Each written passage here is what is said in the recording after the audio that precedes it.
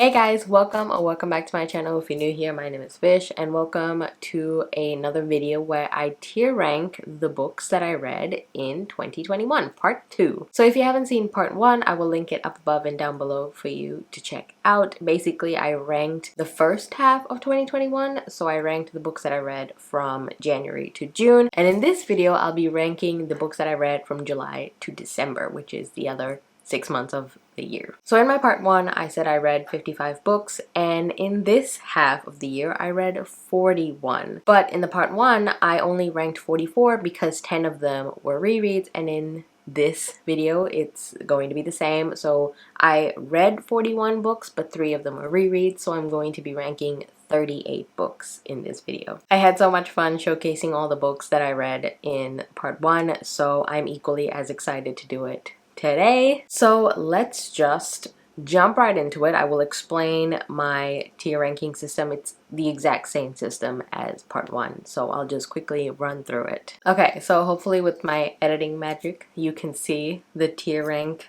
thing that I have. So let's go through the tiers. So as you can see, I'm still going with my Ariana Grande theme. Here it's the exact same one as part 1. So the top tier is Just Like Magic, meaning they were my absolute favorites of the year or all time. And the next one is In My Head. That means the books that I've read are living in my head rent-free. I think about them all the time, but they're not quite favorites. And then we have the third one, which is Thank You Next, which is essentially self-explanatory. I read the book. It was good. All right, moving on to the next one. Thank you for the experience, but let's go to the next book. That's essentially what it means. And then we have our second last tier, which is Better Off, meaning the book basically just wasn't for me. It's better off with someone else reading it. And then bottom we have Bad Idea, which is just absolute garbage, or just it's a bad idea reading it. I love these tiers. I love the whole Ariana Grande theme. Let's just jump right into the books that I'm going to tier rank. So the first one I see is A Song in the Night by KJ Sutton and Jesse Elliott. So this is the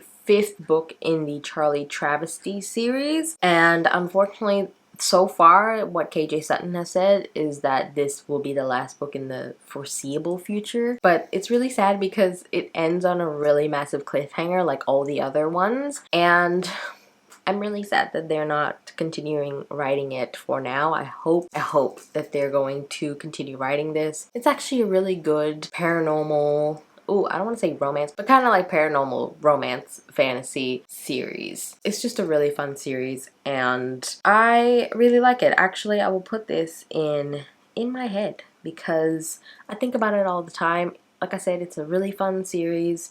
I hope that they write more. I really do love Charlie as a character. She has substance. She stands up for herself when she needs to, but then she's also kind of trying to find her place in the world and also trying to uncover this mystery that's happening in this story. So I'm going to put that in my head. And the next book I see is A Worthy Opponent by Katie Robert. I just talked about this in my recent reads recently. I'll link that if you want to check that out for my full thoughts. But basically this is book 3 of the Wicked Villains series, and oh my god, it is my favorite of the series. It follows Tink and Hook, and it's pure grump romance, and it's also enemies to lovers kind of romance, and I absolutely loved it. And I'm going to put it in Just Like Magic because again, it's one of my favorites of the year. Spoiler alert. I really enjoyed A Worthy Opponent, and if you haven't picked up the series, I definitely recommend it. I actually have the other 2 books in here somewhere, and we'll get to my thoughts on that. But for now, Worthy Opponent's going in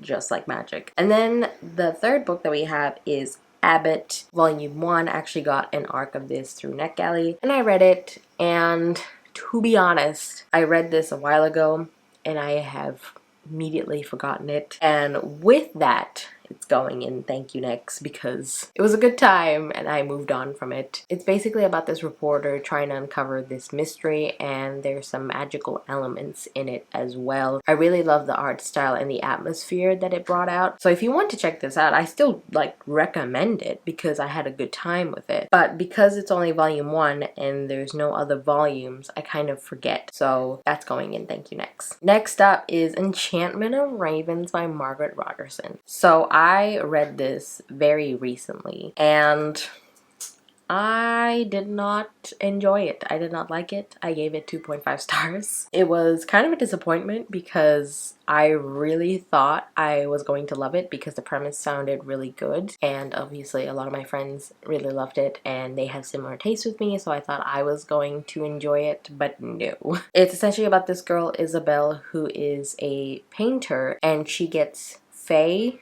to come in and she draws portraits of them. And one day the Autumn Prince comes in and asks her to draw a portrait of him, and she does, but she accidentally drawed emotions in his eyes and he got really angry, and then he took her away to the fae world so that she can stand trial, and this being kind of like a fantasy romance, they fall in love. And all that sounds fantastic. But I just did not connect with the characters. I didn't think there was any chemistry between them. For me, at least. I know a lot of other people love them. But for me, I didn't even recognize any of the chemistry. And while reading Enchantment of Ravens, I realized that I didn't like the type of fae in this book, which is essentially the type of fae in Cruel Prince and also the Seelie Court in Cassandra Clare's books. Not a fan of those types of fae. My preferred type of fae is, you know, the Immortal Warriors, Sarah J. Maas type of fae. So with that in mind, I'm going to put that as better off because I think other people might enjoy it more than I do. Next up we have Behind Her Eyes by Sarah Pinborough, and I gave this 4.5 stars, I think. This was a very, very well written thriller. I did guess the twist at the end, which is totally fine in this case because the thriller was very well written and I enjoyed everything about it. The way she wove the story and the suspense was just there throughout the entire book. I really enjoyed it and it's still in my head, so I will definitely put that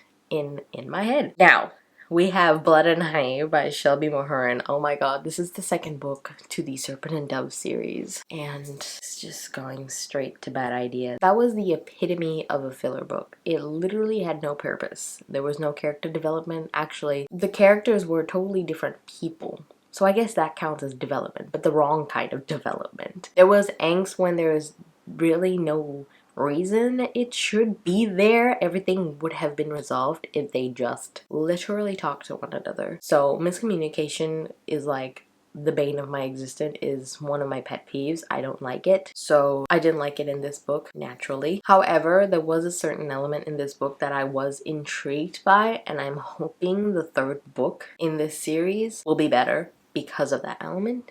So we shall see. But for now, Blood and Honey is just going straight to bad idea. And then we have Crown of Feathers by Nikki Papredo. This one is the first book to the Crown of Feathers trilogy. And I read the Crown of Feathers trilogy through the channel Buddy Read that I host every month. And oh my god, we'll get to the other books as well. But Crown of Feathers was just a solid YA trilogy. The world building and the world history in this is phenomenal. It is kind of like adult fantasy level because there's so much detail and intricacy in this, and the way she delivers the world history and world building is not very info dumpy. It's very bite-sized and like you understand everything, and I really appreciated that. And obviously Crown of Feathers, meaning we have Phoenix riders and animal companions, and the phoenixes actually have personality and they're detrimental to the plot, so we get to interact with them more. So Crown of Feathers is going to in my head. And then we have Desperate Measures by Katie Robert. This is the first book in the Wicked Villains series, and this follows Jafar and Jasmine. This one has a daddy kink in it that I am not fond of because I don't like daddy kinks. But if you do, well, hello, this is the book for you. So because of that, I did enjoy the overall romance, but it's going to thank you next because I don't think I will ever revisit that one. If I do want to reread a romance in that world, definitely I will pick A Worthy Opponent instead. Next up we have Fangs by Sarah Anderson. This is such a cute graphic novel that I thoroughly enjoyed in like the 20 minutes that I read it. It is just a romance between a werewolf and a vampire, and it's freaking adorable. And I'm gonna put this in my head because I think about it from time to time, and it's just so adorable. There's so many cute puns as well. If you don't like cheesy puns, you're not gonna like this, but like, it touched my heart. It was so cute. So it's going to go in my head. And then we have Fullmetal Alchemist Volume 20, I believe. I have been seriously slacking in my Fullmetal Alchemist journey, and I blame me. You can blame me. We all blame me. That's fine. If you didn't see my part 1, all of the Fullmetal Alchemist went to in my head. 20 is no different. It's gonna go in my head. This is my first foray into manga, and Fullmetal Alchemist has been phenomenal. It follows these two brothers, Alphonse and Ed. Oh my god, I totally forgot about it for a second. But it's these two brothers whose mother has died, and they tried bringing her back, but things went wrong and they lost some of their body parts, hence Fullmetal Alchemist, because their body parts are replaced with metal. So in order to get their body back, they have to find this philosopher's stone, and with that stone they can use alchemy to bring their body back. But the philosopher's stone can be used for bad as well, so other people are trying to find it to do bad things in the world. And this is a very intense manga, and I did not expect that. It's also a very dark manga, which I did not expect. So I am enjoying my journey, but I need to pick up the pace and finish it. Next we have Heart of Flames by Nikki Papredo. So this is the second book in the Crown of Feathers trilogy, and I also really loved Heart of Flames. Maybe it is my least favorite because of a certain character in this who I thought has been developed and like he's moved on to his different form, but he kind of went back to his old form, and that kind of really annoyed me. And the pacing of this was really weird as well. The first beginning of the book was very slow and very repetitive. The author kept repeating things that happen in Crown of Feathers very often, even though she's already said it in like the first couple of pages. She repeats it a bit later, so that wasn't as great. But the latter half was extremely fast-paced and really good with all the twists and turns. So it's still gonna go in my head because I love this trilogy. And then we have Hollowpox by Jessica Tauzin, which is the third book in the Nevermoor series. I actually don't know what the series is called, but I'm just gonna call it Nevermoor. And this is going straight to just like magic because it is magic. So basically Nevermoor is following this girl, Morgan Crow, who is destined to die on her 11th birthday because she is deemed this cursed child, and because of that she needs to die on her 11th birthday. But this mysterious man, Jupiter North, comes to Morgan and whisks her away to Nevermoor to escape her death on her birthday. And when she goes to Nevermoor, she has to go through these series of trials to prove that she can stay in the Nevermoor Society, or she has to go back to her hometown and die. This series is so wonderful. I buddy read this with Leanna from Leanna's Library. We both thoroughly enjoyed it. We will be reading the 4th book that's coming out in 2022 in October, I believe. I cannot wait for that. This is truly a good replacement for Harry Potter.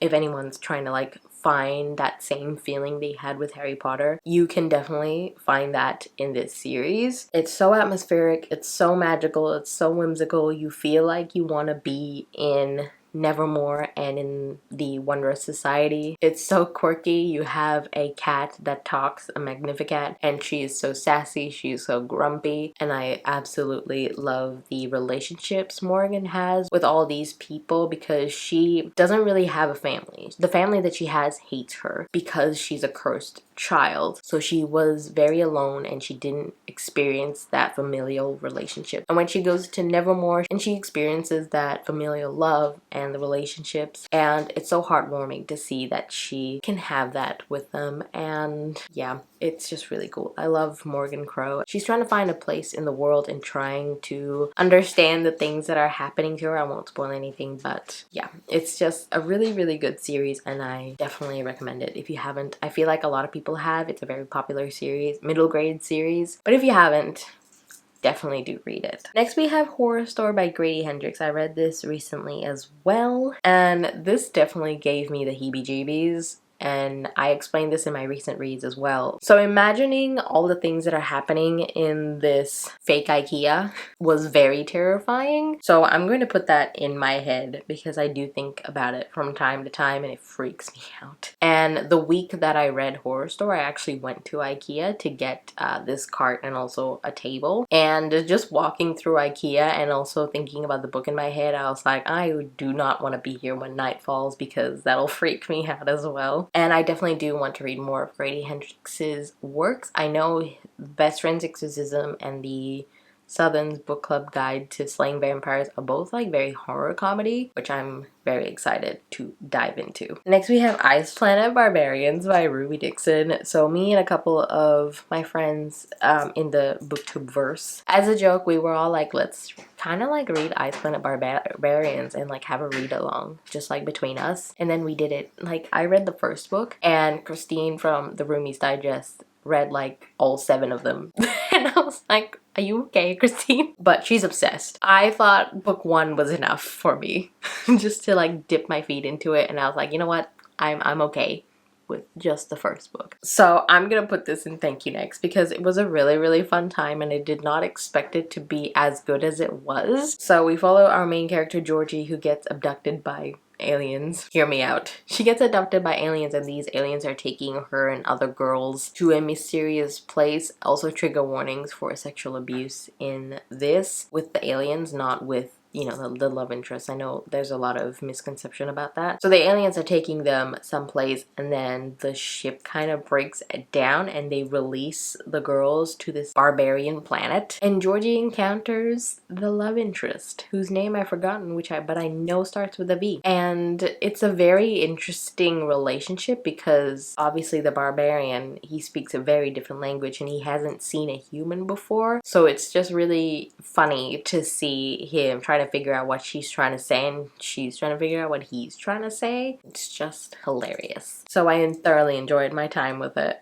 Next we have I Study by Maria V. Snyder. This is a novella. I have never read this novella before, but when I read it, it kind of made sense before I went into Shadow Study. Oh, so this novella is actually before Shadow Study. Before you go into Shadow Study, which is the 3rd trilogy of the Chronicle of Ixia series. But I thought it was a good novella. It was just, you know, okay, so I'm gonna put that in thank you next. It was just kind of like I read it because I need to read the next book. It wasn't anything amazing. It was just a normal novella. Next we have Learn My Lesson by Katie Robert, which is the 2nd book in the Wicked Villains series, and this is between Hades, Meg, and Hercules. So I don't really enjoy multiple partners in a romance just because I like my one-on-one romance. So I didn't know how I was gonna feel about this, and it wasn't bad because it's a throuple. Enjoyed their relationships with each other, and Meg was such a great character. I really did like her character and her character development and her emotions and what she was going through. I really enjoyed that more than Desperate Measures. So I am still going to put it in thank you next, but I'm going to put it at like the front of thank you next. I'm also going to move Crown of Feathers and Heart of Flames to thank you next, maybe Behind Our Eyes as well to the front, and I'll put Hollowpox at the front as well. Okay, I'm happy with that. Next we have Olympus Volume 1 by Rachel Smythe. This is such a good graphic novel series or webtoon comic. I've read all of the episodes that are out so far and I am completely obsessed. I am obsessed with the characters, I'm obsessed with the story, I'm obsessed with the art style. It is so gorgeous. I am definitely gonna put that in Just Like Magic, and I'm gonna put it at like the front because it is, oh, come on, Hollowpox, you gotta move. It is absolutely one of my favorites of all time now. The more I think about it, I said in my recent reads, if I read more episodes, it might become my favorite of all time. But as I thought about it after filming that video, I was like, no, this is definitely one of my favorites of all time. This is one of my favorite retellings of Hades and Persephone. And coincidentally, the next one, Neon Gods by Katie Robert, is another Hades and Persephone retelling. And this book was in the #1 spot. But Lore Olympus has taken over. But it's still gonna go in Just Like Magic because it's obviously still the 2nd favorite Hades Persephone retelling. With Neon Gods, so far it is one of my favorite Katie Roberts book. The 2nd book or the companion book to Neon God's Electric Idol has already come out, and I do have it, so I'm hoping to get to it. It follows Psyche and Eros, and Psyche is Persephone's sister in this story. The next book is Nevermoor by Jessica Tauzin. We already talked about this. It is one of my favorites, so it's going to go up there in Just Like Magic. Next we have Nightmare by Chad Nicholas. So this is Chad Nicholas's debut, I think, and it's a self-published horror novel. And I actually did a reading vlog about Nightmare and his next book, Shade, which we'll talk about in a sec. I really enjoyed it. If you want to see more of my thoughts, I'll link it up above. This one, I'm having difficulty placing it because I don't think about it as much, but it's not like a Thank You Next book. You know what I mean? I'm gonna put it in Thank You Next, but I'm gonna put it at the front because, like I said, it's not really a Thank You Next book. I really liked it, but it's not like a in my head kind of thing. So I'll put it in Thank You Next. Next we have Only Humans by Sylvain Nouvelle, which is, I believe, the third book in the Themis File trilogy. Only Human was my second least favorite, or my second favorite, if you know, that makes sense. So I'm gonna put it in Thank You Next because I really liked the story of the Themis Files, but it's not one of my favorites. I just liked it and I'm glad I experienced that story. I don't know if I want to reread it again, but I might because I liked the second book a lot because it reminded me a lot of Independence Day, which is one of my favorite movies. So I don't know. It's just basically about this girl who gets a bike for her 8th birthday and she rides it into the woods and she falls down a hill and she lands on a giant metal hand. And when she grows up, she becomes a physicist of some sort, and a project comes onto her which has to do with the metal hand and where it came from. So she is put into that project and she tries and discovers where that hand came from. It's a really, really interesting concept and I liked the way it was executed and the whole story itself.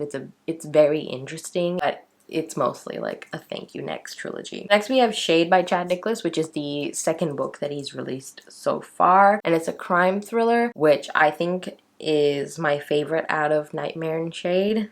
So I'm gonna put that one in my head because I actually do think a lot about it because it explores PTSD very, very well, and it is very, very creepy because there's a serial killer out there, and there were a lot of twists and turns that some of them I did not see coming, some of them I did, but I still thoroughly enjoyed how it was executed. I really enjoyed it, so I'm gonna put that in my head. Next up we have Skyward by Brandon Sanderson. I loved Skyward a lot.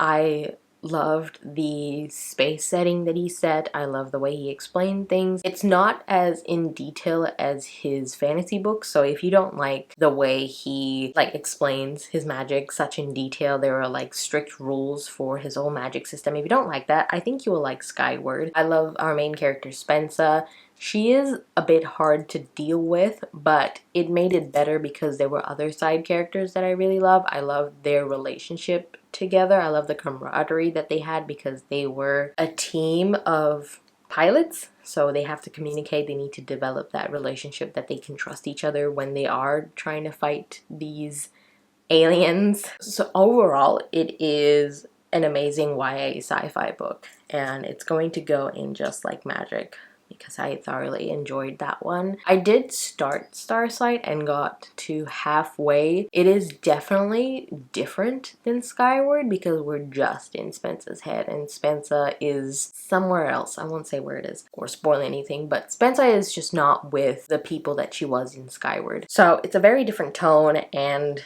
Spensa is a bit a lot when we're just with her. So I put it down because I wasn't feeling sci-fi anymore, but when I do pick it back up, I don't know how I'm going to feel about it because it is a much slower pace, it's more political, and she's alone. So I don't know how I'm gonna feel about the second book. And next we have Sleeping Giants, which is the first book in the Themis File trilogy, which we've already talked about, so I'm gonna put that in Thank You Next. Sleeping Giants was my least favorite of the three. Ooh, I found Waking Gods. I'll put that here. Waking Gods, I'll put that in my head because like I said, I do think about it because of Independence Day. So I'll put that in my head. Next we have Sour Candy by Patrick Keelan Burke. This is like a short horror novella, and this one creeped me out. This was a very solid novella. I think I gave this 4 stars. I don't necessarily think about it all the time, but sometimes when I see the cover and I'm just like, you know what, that was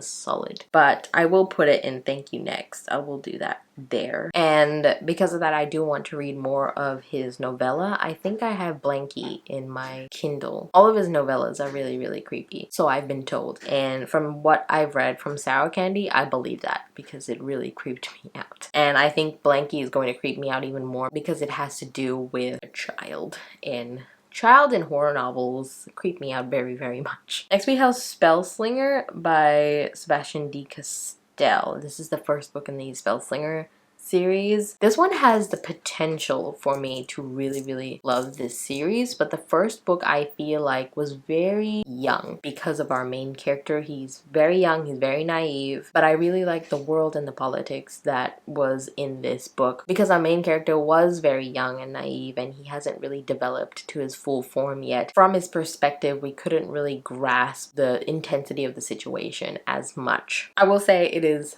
very funny. It is very humorous. There is a very grumpy talking cat that I love so much. And this one has a mentor trope in it. Farius Parfax, she is one of my favorite characters in the series. She's one of those mentors that like to be very vague in their advice and you have to kind of like figure it out what they're trying to say. So I'm gonna put this in my head because I do think about it from time to time. I'll put it over there. And I do want to continue with the series. Hopefully I can soon. Next we have Spoiler Alert by Olivia Day. This is another really good solid romance that I absolutely enjoyed. The one thing that I really enjoyed is the Game of Thrones aspect in this. So it doesn't blatantly say the TV show that these two are obsessed with is Game of Thrones, but the costumes, the way the TV show is, the way they talk about it, feels very Game of Thrones-esque. We have a female main character who writes fan fiction for this TV show, and then we have the actor of the TV show who writes fan fiction of that TV show, but he does it in disguise so the network doesn't know that it's him because he absolutely hates the last season of the TV show. He thinks that it has been ruined. Does it sound very familiar to you? So they both know each other in this fan fiction forum for years now and they've never met. And one day they meet and it's very, very cute. The one thing that I didn't like in this romance was miscommunication trope. There was a very minor, well not minor, it's kind of like a big thing. There's this one communication thing that they had with each other that I did not like whatsoever. I understood why it was there, still didn't like it, but I still overall really love this romance. I want to read more of Olivia Dade. I know the companion book to, spoiler alert, All the Feels is out and I do have it on my Kindle, which I really want to read. So I'm gonna put spoiler alert in my head because I do think about it a lot. Next we have Survivor Song by Paul Tremblay, and this is a horror novel that I absolutely hated. I think I gave this 2 stars, but realistically it should have been 1 star. As the more I think about it, the more I'm like, this was absolute trash. So I'm just gonna put that in bad idea. The one thing that I just cannot take was that the plot would have ended on page 50 if one of the characters just did something that should have been done on page 50 instead of the end of the book. It would have been done. Yeah, I didn't like the characters. They were insufferable. I couldn't get their chemistry. There were 2 kids in this book that were like wannabe Stranger Things characters and I'm just like, no, please stop. I just did not like this book at all, but I do want to read his other books because I know Cabin at the End of the World is his most popular one. So I do want to give that a try and see how I feel, but this one was just a complete no from me. And it kind of hit home just a little bit because it's to do with a virus outbreak and obviously with the pandemic here. Next we have Adventure Zone Volume 1 by multiple authors, and this one is a D&D campaign and it was so much fun. I want to get into D&D. I don't know anyone who plays D&D near me and I'm trying to figure out how to start a D&D campaign or like find someone who is already a D&D campaign and like play with them because I would love to play D&D. So in order to like get that experience a little bit, I bought this comic and I loved it. It's so funny and you have the game master popping in and out of the story and it's really, really cool. So I think about it all the time. So I will put it in my head. I do have volume 2 to continue with because I really like the campaign so far. So yeah, if you're looking for a D&D campaign to read in graphic novel form, here you are. Next we have the Bromance Book Club by Lisa K. Adams. Yeah. This one is another contemporary romance that I also really enjoyed. I think I just read it at like the right time for me to enjoy it as much as I did. I know it's just, you know, a normal contemporary romance. It was good. But because I read it at the right time, it kind of increased my experience with it, my love for it. I'm so sorry I can't remember all these characters' names. There's dude with this guy who's having trouble with his wife. His wife has been faking orgasms and he got really mad and he doesn't know what to do and he wants to try and save his marriage. So he's in a big baseball league and his baseball teammates formed this bromance book club where they read romance books to try and understand where their wives are coming from and how to, I guess, please their wives or take care of their wives or save their marriages. So he enters this book club and he reads a romance novels and use those techniques to try and save his marriage. And I think that's really cute. I love the effort. Good job. And I love the relationship he has with his wife. I loved how he tries and save his marriage, and I like how she, even though she has her own issues, she works through them so she can meet him halfway. And they already have kids as well, and the kids play into this whole separation thing while they try and work out their marriage. It's a wonderful, solid contemporary romance, and I do think about it, so I will put it in Thank You Next. I'll put it over there. Next we have Empire of Gold by S.A. Chakraborty. Can we guess where this is going to go? This is the third book to the David Budd trilogy. Yeah, it's going to go to Just Like Magic. If you've seen my part 1, Kingdom of Copper was on there, spoiler alert. But the David Budd trilogy is one of my favorite trilogies of all time now, so Empire of Gold is definitely going in Just Like Magic. If you don't know about the David Budd trilogy, it is kind of an Middle Eastern, Southeast Asian inspired adult fantasy trilogy which follows our main character Nari, who is a con woman, and while she's performing one of these cons, she accidentally conjures up a jinn called Dara, and Dara is this 1,000-year-old jinn that has issues. Okay, so he takes her, Nari, to the city of David Budd because you can't just summon a jinn without some sort of magic. So he suspects she is a type of jinn, so he takes her to David Budd to figure out who she is and how she fits in the jinn society. There's a lot of politics, there's a lot of murder, there's a lot of war. It is a dark, dark trilogy, and I absolutely loved this trilogy because you have this frustration between two different, well, not even two different, just multiple different people, religion, all just fighting one another because all of them did bad things to each other and they all just can't let it go because obviously a lot of their people died in all these different religions, so they all want revenge, and there's a lot of politics maneuvering between all of those religions, and all of them want to rule, and not all of them can rule. I mean, they can, but they don't want all of them to rule. It's a very, very good trilogy, and I highly recommend the audiobook as well because it is very, very atmospheric. So yeah, Empire of Gold going in Just Like Magic. Next we have The Maidens by Alex Michaelides. That's just going straight to bad idea because that twist at the end was just nope. It's just such a weird twist. If you've read The Maidens, let me know in the comments, spoiler free, whether you liked the twist or not. Because I've seen a lot of people give this book 5 stars and I'm like, how? Yeah, sure, it's atmospheric. I love the Greek mythology in this because at the time I was taking a Greek mythology class and whatever we were learning in that class was actually in the book, and that was the only thing I enjoyed. I predicted the well, this is a thriller, so I predicted the murder in this very early on because I don't know how the main character did not pick up on it because the character was just acting very weird. Anyway, but I did not predict the twist at the end, which is ridiculous and I will say very uncomfortable and disgusting for me. Maidens is going in bad idea. I did like Silent Patient though. That was a really good thriller. That was a very solid, good thriller, and I did not predict the twist at all. And the character in the Silent Patient. One of the characters in the Silent Patient actually makes an appearance in The Maidens, so I like the connection as well. Next we have The Martian by Andy Weir. This was a really good sci-fi. When I read the first 100 pages of it, I wasn't sure if I was going to like it because I felt like The Martian was very factual instead of emotional, because our main character goes to Mars and he's stuck on Mars because his crew left him because they thought he was dead, but he's not, and he's stuck on Mars and he's trying to get back to Earth. Because we're following his logs, his daily logs,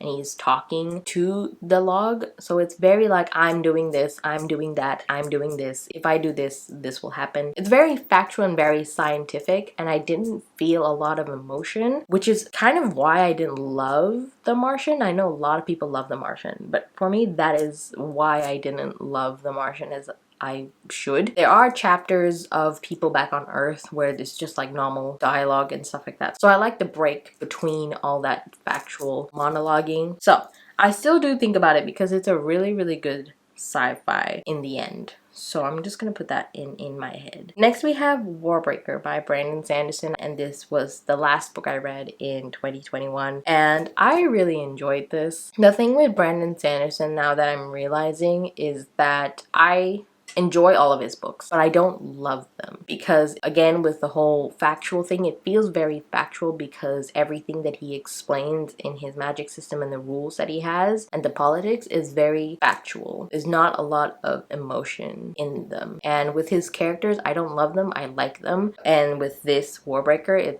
it's no different. I really like the magic system. Objectively, he created such an intricate magic system that is very unique, and I really love that. I love the way he weaved the story and revealed certain things in the end, you know, typical Sanderlanche. All of that objectively, he did it very well.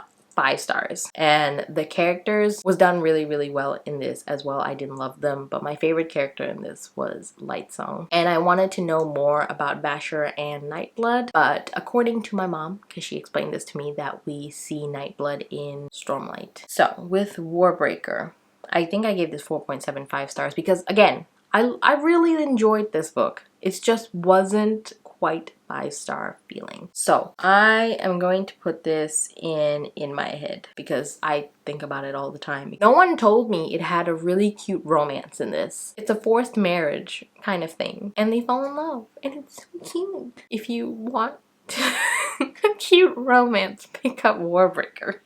That was a joke, but like, just know there's a cute romance in there. Next we have Weir of Ghosty by Sebastian de Castell, which is the prequel to Spellslinger, and the character I mentioned before, Farius Parfax, the mentor in Spellslinger, this is her origin story, which I love a lot. I loved her origin story. There's also like the same mentor trope in here, like the vague mentor. Loved that. I loved it more than Spellslinger, so I'm gonna put that in my head. I do have Fall of the Orgosi up there somewhere that I need to read, and I'm excited about that because the Fall of the Orgosi has more plot than Way of the Orgosi, which is why I think I gave Way of the Orgosi 4.5 instead of 5, because it's just purely an origin story instead of a whole ass plot. Next we have Wings of Shadow by Nikki Papredo. Now this is going to in my head, but in the top, because Wings of Shadow is my favorite out of the trilogy. The ending, it is such a solid conclusion to the trilogy. It is very well paced. It has a very good conclusion. It is not rushed at all. The characters come to their final form, and I love them for it. It is a really solid YA trilogy. If you haven't read it, I highly recommend it. And then last but not least, we have The Wonderful Wondersmith by Jessica Townsend. You know, we're just going to put that in just like magic. So here we are, guys. We have all the books that I read from July to December of 2021. I am happy with my reading for the last half of the month. I think I enjoyed a lot of the books that I read. I mean, especially in like the Just Like Magic column, there's a lot of favorites on there compared to my part 1. I think I only had a handful or a few. So I'm very happy with the reading I've been doing in the last half of 2021, and I hope